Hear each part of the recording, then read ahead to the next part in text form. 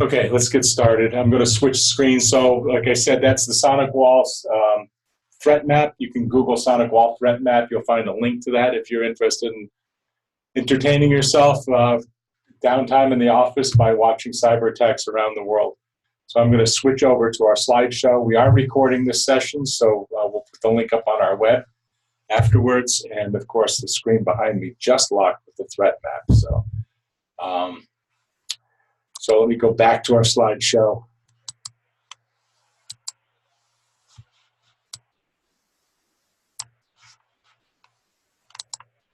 And everybody should be seeing the PowerPoint presentation now. So today's webinar is Cybersecurity Gone Wild. And I apologize, I'm not a professional presenter, so this could be a little choppy at points, but let's see how we do. So just going over what we're going to cover, I think this was in the invitation, but I want to talk about what's changed recently in the threat level, why it's been raised, what the dark web is and how does it impact companies, talk about crypto locking viruses and what you can do to guard against them, zero-day threats, why firewalls and backups are necessary, but maybe there's a bigger risk that you haven't protected from. If your data is compromised, what do you do? Why should you encrypt your hard drives? In many cases, it's required by law. What is a WISP, a response plan, and what's cybersecurity insurance, and why do you need them? And then just to touch on HIPAA, PCI, and the mass privacy law, which are probably three of the biggest things that impact what you need to do for your business. So what's changed that raises the threat level? It used to be that hackers were lone wolves. They were in the basement in their parents' house in Kansas City or someplace like that, had nothing better to do, and they spent their time hacking into systems and being general, geeks separated from society. But now they're more like business groups. They're operating in peer groups. They share information on the dark web. They often try to out-hack one another. So if somebody had a great hack and hit 22 companies in Kansas, then maybe somebody's going to try to get 55 companies in Ohio using the same type of hacking technique. They may even share the software that they use to hack to see if somebody can do a one-up on them. There's also state-sponsored hacking, which is used to finance things like North Korea's nuclear program. Iran has been doing state-sponsored hacking and using the money that they generate from crypto locking data and the ransom paid, so ransomware or crypto locking viruses. So that money is actually going into state-sponsored weapons programs, terrorism. So it's not just going to buy more cool gear for the guy in his basement in Oklahoma. The dark web has become a marketplace for selling hacking tools and stolen information. So think of it like a flea market or a farmer's market, only for illicit trade, like the black market of hacking tools and stolen information. So the other thing is larger businesses have really improved their security, which has left smaller businesses vulnerable. So if it takes weeks and weeks to hack a larger business, a lot of these hackers can pick off several small businesses that haven't invested in security in a lot less time with a lot less threat. And a lot of times these small businesses don't even realize that they've been hacked and their information is gone until it's too late. Encryption is also being used. 60–80% of the traffic on the internet now is encrypted. And many of the legacy perimeter protections, like the older firewalls, aren't able to unencrypt that data. So we happen to use Sonic Wall firewalls that have the ability to decrypt encrypted data, look at it, repackage it, and send it out to the user. So that's one way to protect it, but you have to be able to decrypt that data and look inside, or you're just not being protected. And then staffs aren't being trained to identify the threats or to handle critical information or protected information properly. And it's like the old vampire story, they put garlic around your house and holy water on the doorpost and everything else. But if somebody invites the vampire into your house, he has free reign. If you invite the vampire into your network because a user clicks on a bad link and downloads software, then that software has free reign on your network, particularly if your users have elevated rights beyond what they should. We find over and over again, we go into companies that new clients to us, and there's 10 people that have administrative rights. They can easily destroy the entire network. if they're compromised. So crypto locking virus, how do you guard against them? So again, so crypto locking virus, it actually takes your data. It doesn't steal it. I mean, in some cases it does steal it, but for the most part, it encrypts it and leaves it on your server. But you have to pay a ransom, typically in Bitcoin, which isn't traceable. You go out and you pay a ransom, and they give you a key sometimes to unlock your data. So sometimes that's the quickest way to get your data back. Sometimes, just like in a kidnapping, they've kidnapped your data. The victim doesn't always make it. So you pay the money, you don't get the key sometimes. So there is a percentage of that. Sometimes you get some of your files back. So the best way to protect against this is a version level backup. So versioning backups we typically back our client servers up every hour, and then those get synced to the cloud. So with that type of backup, even if you get crypto locked, you may back up the crypto locking from the last hour, but we can go back until the attack happened and get it just previous to the attack. If you're putting your data into things like OneDrive, those shares are active with your computer, and when the crypto locking gets done, locking your local drive, it goes and locks your cloud share drives as well. So that's not really a protection. You need version level backup. The biggest thing is staff training, deep packet SSL, so you can unpack that encrypted data and look at it. We use a capture service where we actually stop traffic at the firewall that looks suspicious, and we send it to SonicWall's test center. They execute the code to see what it does, and they look at what that code is trying to do if it's suspicious, and then they decide whether they're going to let it through or block it at your firewall, and they also put that into their database so they can identify it in the future. So a zero-day threat is one that really hasn't been seen until today. It hasn't been in the wild, as they say, out on the internet. There's some code that shows up. Again, SonicWall, which is what we use, looks for snippets of code. So they may see a little bit of code that looks like this virus and a little bit of code that looks like that virus. And those are called virus cocktails or threat cocktails, where hackers will take a little bit of somebody's code from this, some of that, make up a new virus. So as soon as they see that, they send it up for testing. Again, they catalog it, they release it, and they push out that update to all their firewalls. So if you're not paying your annual renewal on your firewalls to get this service, then you're really not protected, because you need to know about the threats as they're occurring. So 0 day, so say today 9/11 is a 0 day. The first person that sees that code is going to get sent up to the firewall manufacturer. It's going to get inspected. Once they detect it, they're going to push those updates out to all the other firewalls so everybody knows about it. And there's more and more sharing, even if you have a particular brand of firewall. Security companies are sharing the information among each other to protect you. So the types of firewalls and services I mentioned before, again, we're 100% SonicWall firewalls. That doesn't mean if you have a different brand, it's not doing the job, but you should be asking questions about whether it's unencrypting your data, whether it's sending it up to be analyzed. So you have firewalls, you have a backup. What's your biggest risk? So I mentioned it before. Companies have done a great job of protecting the perimeter, but they've really done a poor job training their staff in security awareness.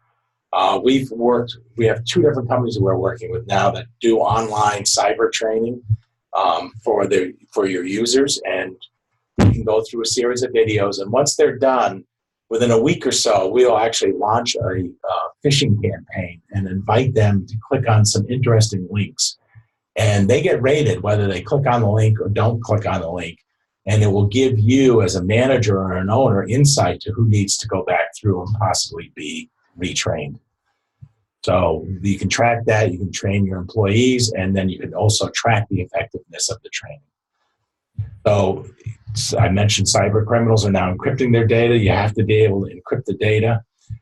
So it's deep packet SSL inspection, which is how we unpack encrypted data and look at it. It's not easy to implement. We have to go in and load certificates on every single workstation. So the bigger the network, the bigger the job. But it really is one of the few ways you can protect yourself from encrypted data. And again, hackers are encrypting data just like your banks are now. And then untrained users who are taking the bait are inviting that vampire into your network.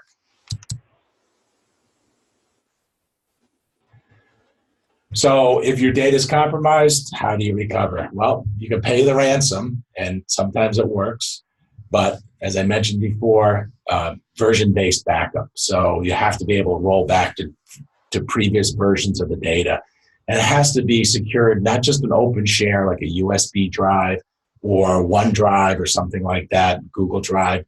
It can't be something that's syncing automatically, because those typically are not version-based, and those are going to get encrypted just like your hard drive.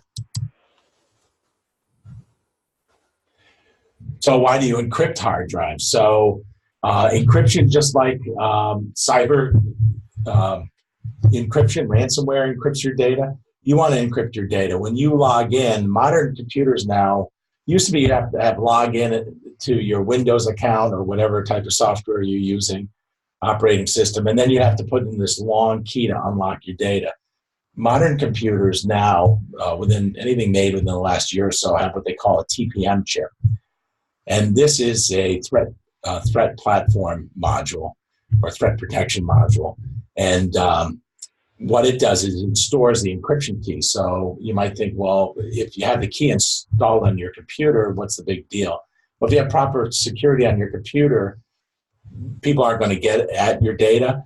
But if it's not encrypted, they can simply open up your computer, take your hard drive out, attach it to a USB device, and read everything on your computer, everything that's on your computer's drive, with using another computer. If it's encrypted and they don't have the key, it's just going to look like a bunch of gibberish and not be available. So once it's attached to another system, all security is bypassed unless you have an encrypted drive.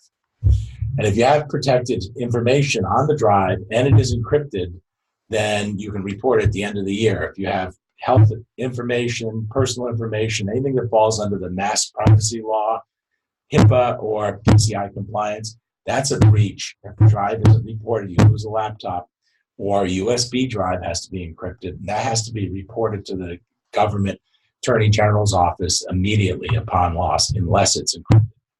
So even if you're using USB drives, we highly recommend that those be encrypted, and you lock down USB ports on your computers so people can't put data on there, and they only can put it on drives that you've certified and encrypted.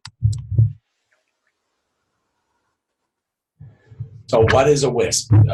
WISP is a written information security policy. It first came into the spotlight when Massachusetts passed the Massachusetts Privacy Act. So it's Regulation 201 CMR, Chapter 17, and it went into effect in March 2010. It was delayed from January 1st, 2009. So March 1, 2010, so it's been around 19 years now. A lot of people don't have one. You're required by law to have a written information security policy in effect or in the building, and it should be reviewed regularly. And there are requirements within that say so you have to have up-to-date antivirus software, you have to have proper perimeter protection, and if you've done nothing, you're automatically guilty. If you followed to the best effort and maybe the best of your financial ability, then at least you've taken steps down the road. But if you haven't addressed it at all and there's a breach, you're going to be found guilty, and the fines are pretty severe.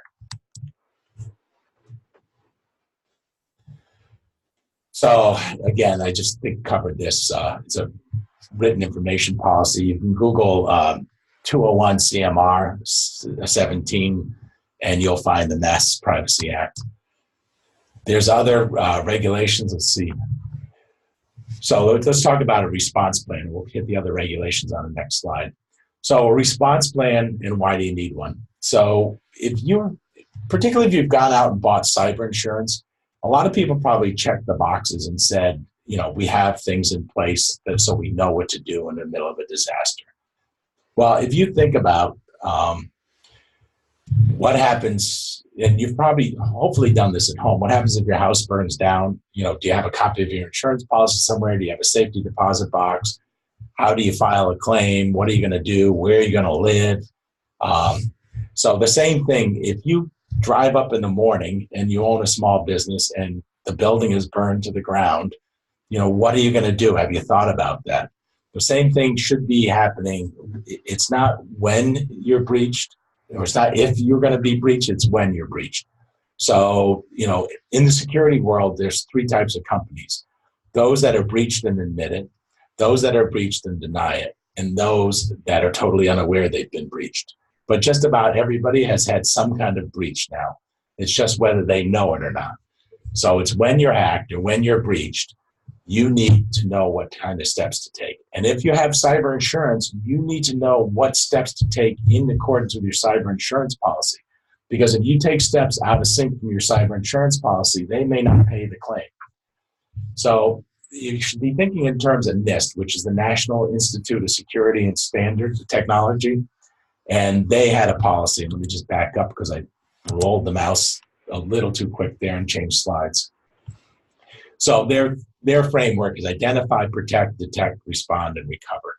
Now, anybody who's on the seminar today, we do have a piece of survey software that we bought that we'd be glad to go through a questionnaire with you. It takes about 30 minutes, and it's built around this NIST framework, and it asks a series of questions.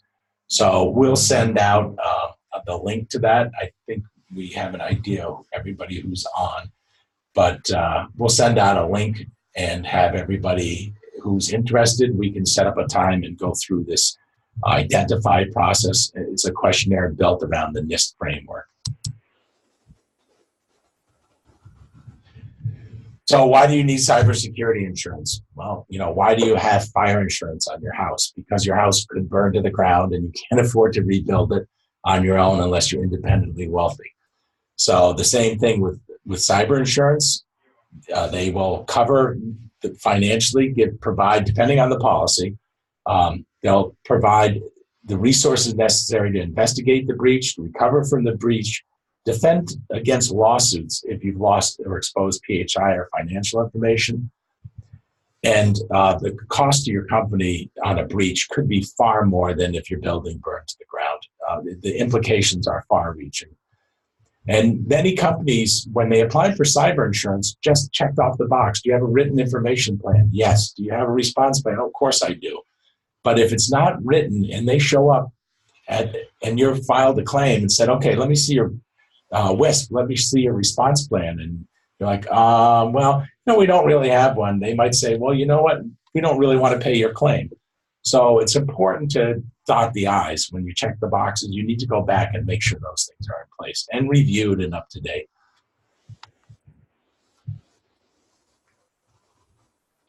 So what is HIPAA and PCR? Chances are, and I know some people here are from some in the health industry, looking at the attendance list.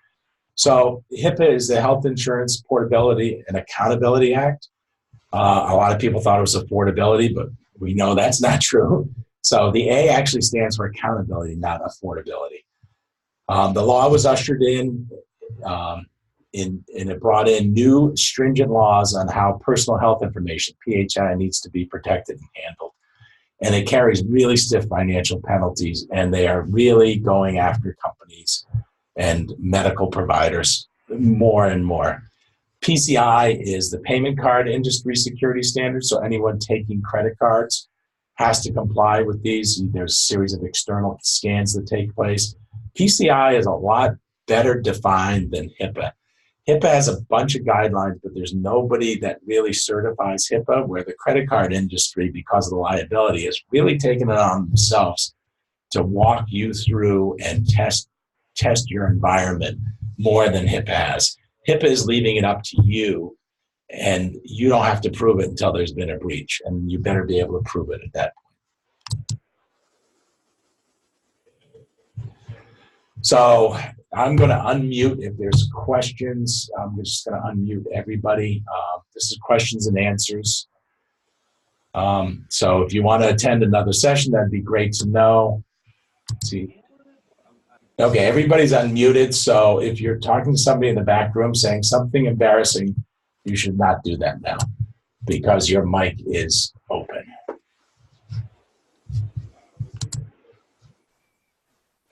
Are there any questions?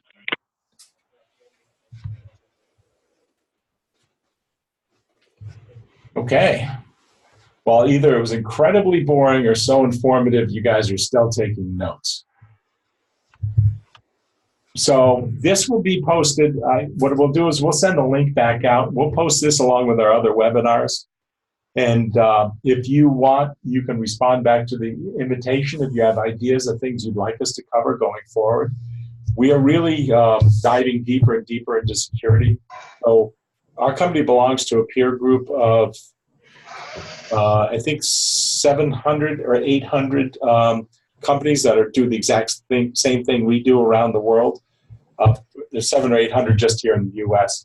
So I'm going to mute everybody again just because nobody had questions, just so we don't get background noise. So we've been asked to participate. We were one of 20 companies picked to participate in a security initiative to look at best practices in our industry, because we're managing, unlike some companies who have IT staff, we're managing their company. We're managing the IT and security for probably 50 or 60 different companies right now. So over 1,000 users. And our industry has a lot of impact on where this is going. And you guys rely on us to protect you. And the game is really amped up. The threats have really increased over the last 6 months to a year. And the attacks have been incredible. And it's not just the Capital Ones. It's the small businesses that are getting attacked on a daily basis. So we will be doing more of these webinars. Reach out to us if you're interested. I will send the invitations out so we can get, let me just jot this down, so we can get everybody this Identify audit going. And we'll reach out to you. It's like about a 30-minute audit. So I think I know everybody on the call here at this point. All right. Actually, I can present that even better. Okay. Thank you. That's the end of our webinar for today. And we'll send out the invitation for the next one. Thank you, everyone.